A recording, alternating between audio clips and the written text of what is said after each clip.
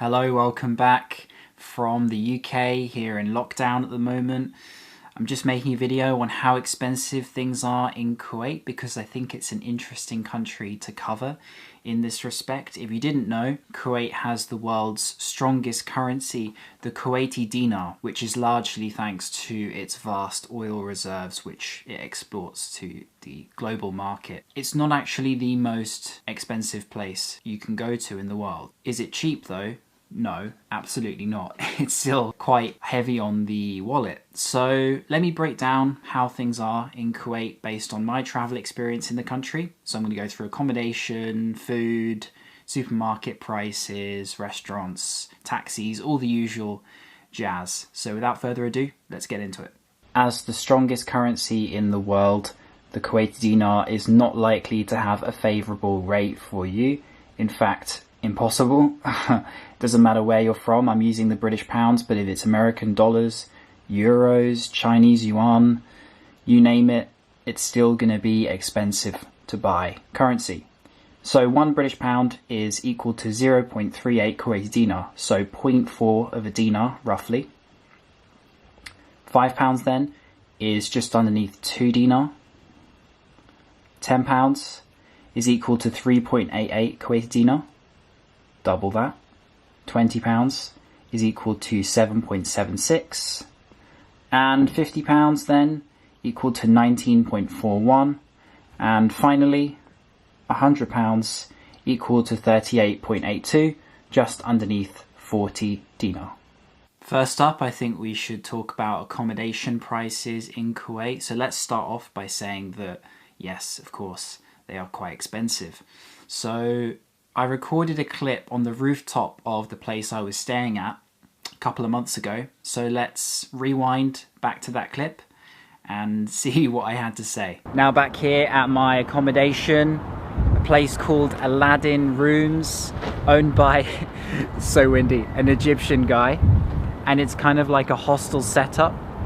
I got my space here on Airbnb, however, as it's also listed on there, using the Airbnb credit that I get back from you guys booking through my link in the description whenever you do. That helps me a lot, so thank you. My accommodation was free, and accommodation here in Kuwait is very expensive. This is why I recommend staying here at Aladdin's place. You'll get a small little bed if you want to meet other travelers in a social atmosphere. I highly recommend it. 20 quid, good location in Salmiya, and like I said, Kuwait is an expensive place to try and find a hotel, and if you're a budget traveler, there is no better accommodation than this place. So let's now move on to one of the most exciting parts of Kuwait's culture, which is the food and how much is it.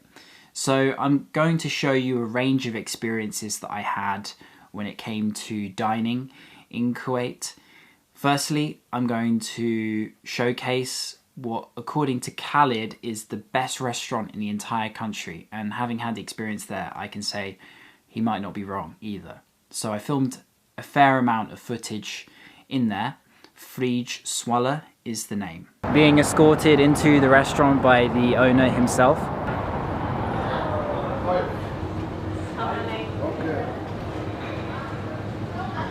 Assalamu alaikum.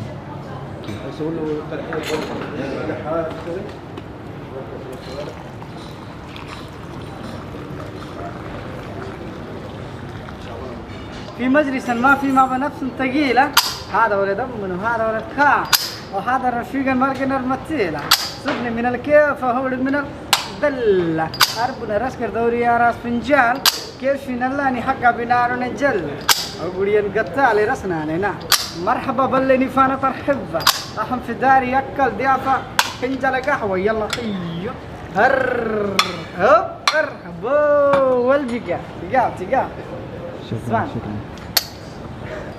Just got the coffee on arrival and being given a little bit of a tour. Now we see the baker to do it here, everything fresh. Personalized experience, getting to see the bread cooked in the oven, made and cooked literally in seconds. You'll see him put it inside. That's it.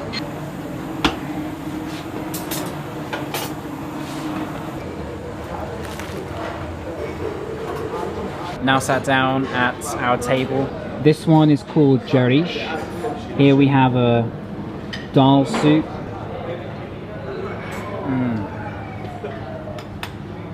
The jarish is really good. Kind of has a very creamy, savory, almost meaty flavor to it. Take a bit of the soup. That's also very warm and creamy. Beautiful flavor.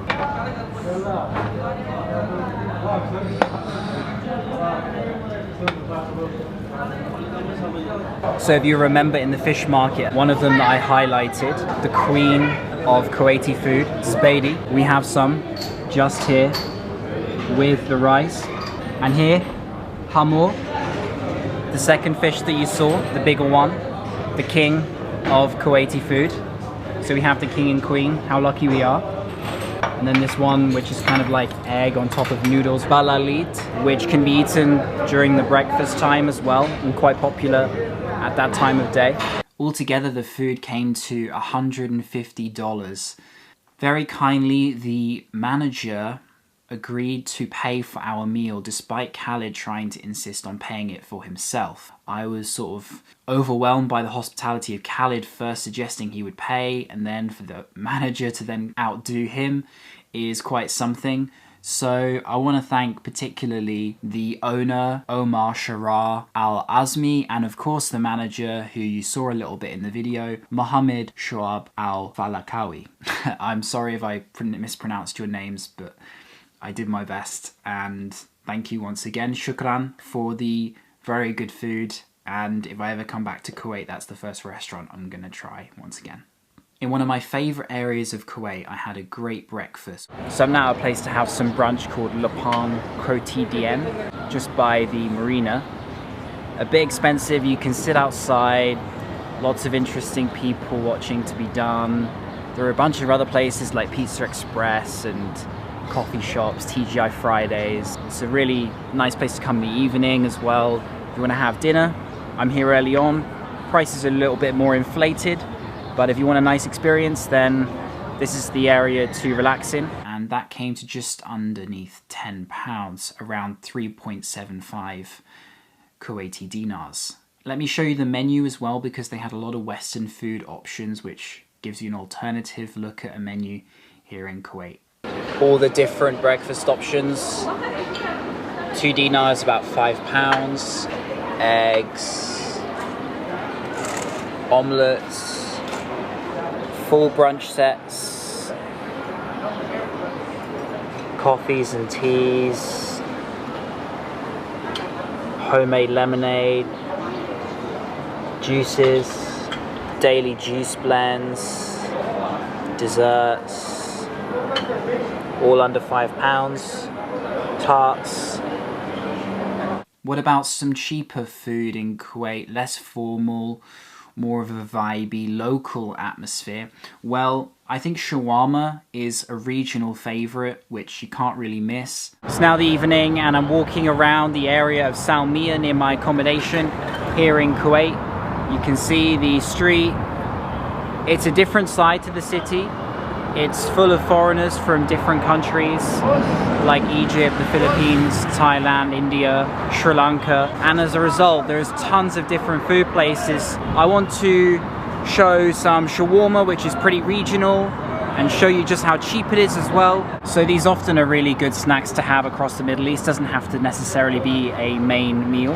However, for the shawarma, which is quite small, it's cut in half, there's 2 of these, and an orange juice, 1.1 KD, which is very inexpensive, of course. You can even get 2 if you're really hungry, because they're not that big, and that will most likely fill you up as your dinner. Following the shawarma, I was still hungry, and so I had a thali at one of the most famous Indian restaurants right at the heart of the Hindu community there in Kuwait City. 1.25 Kuwait dinars, which is around £3.21 for a great exuberance of dishes of different colours and flavours and spices, with roti, and it was great. And if you're looking for Indian food, then I recommend that particular place in Salmiya. As many of you are probably familiar with by now, I often show supermarket prices in these How Expensive Is videos. For Kuwait, that's going to be no different. Take a look at the prices that I filmed inside this everyday supermarket somewhere in Salmiya in Kuwait City.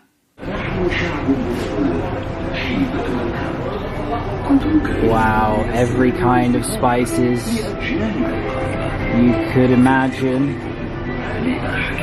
Turmeric, 250 of a dinar. Saffron, powdered, 600.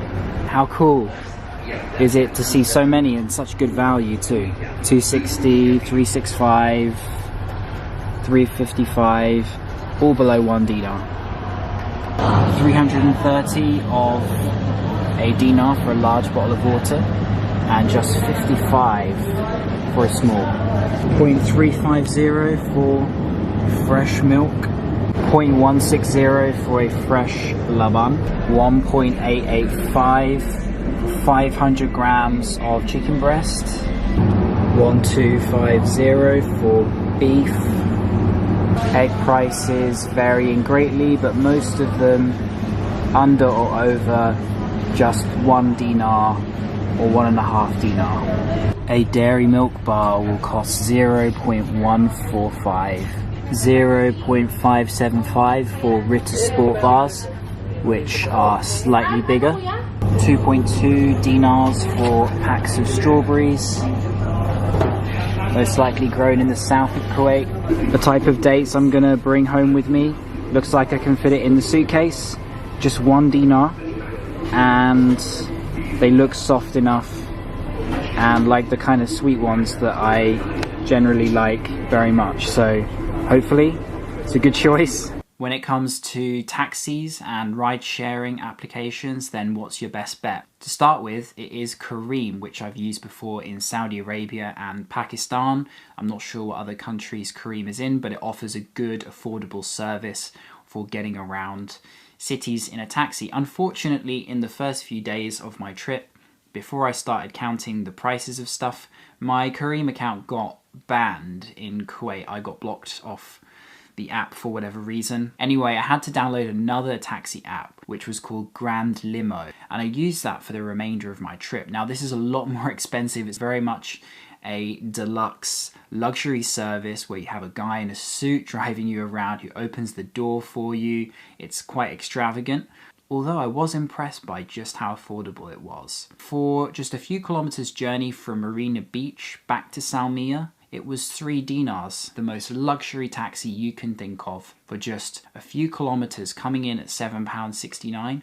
I think that's a very good value. Actually, overall, yes, expensive Grand Limo, that application, only if you're looking for a very luxury experience. If you want something even cheaper, then go for Careem. And then even if you use Careem, I think you'll find it more affordable than you might expect. However, comparing to other countries, yes, taxis are still going to be a bit pricier, but using an app is going to be cheaper than using local city taxis that you hail down.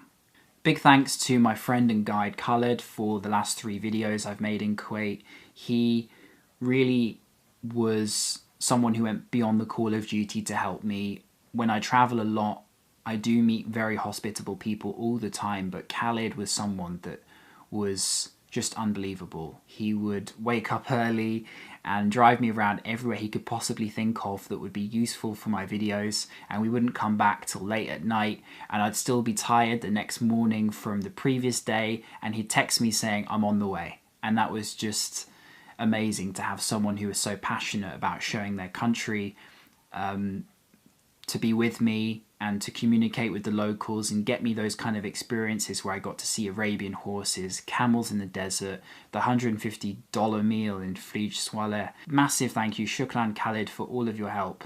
And I'm sure everyone who's seen my videos probably notices what a difference this guy made to my trip. So thank you very much for watching. I'm going to be doing a Q&A video, which is going to be a live stream, which is on Friday, the 24th of April, 8 PM British summertime. So if you're in Europe, in a different country, if you're in the US or if you're in Asia, just check the time in the UK, 8 PM Friday night, BST. I'll see you there on a live Q&A where I'll have super chats and I'll be answering your questions, and we're going to do a proper talk, and I'll update you on everything about being here in the UK and what's going on with my future travels, and answering any travel related questions that you may have.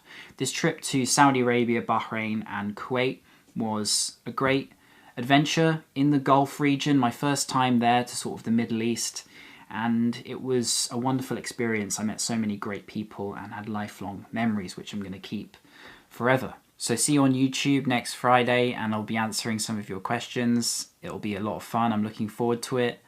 I'll do another update close to the time, maybe on a YouTube story, and also remind everyone on my Instagram story. Until then, stay safe and see you then. Peace.